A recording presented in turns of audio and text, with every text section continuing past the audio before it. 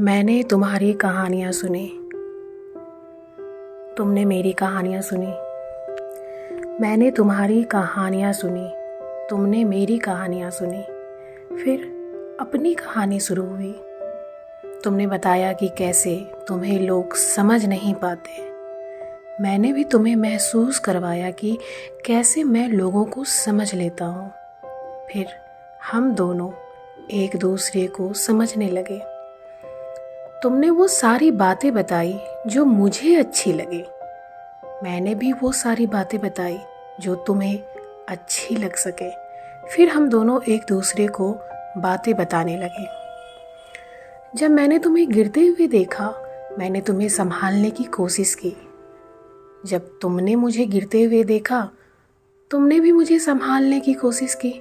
फिर हम एक दूसरे को संभालने लगे।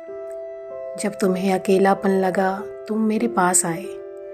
जब मुझे अकेलापन लगा, मैं भी तुम्हारे पास आया।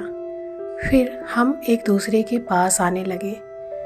तुम अपने सपने जीने दूसरी राह पर चली गई, मैं भी अपने सपने जीने अन्य राह पर चला गया।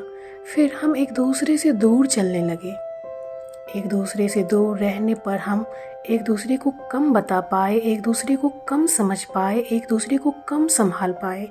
फिर हमारी कहानी खत्म होने लगी। अब मैं किसी और की कहानियाँ सुनता हूँ।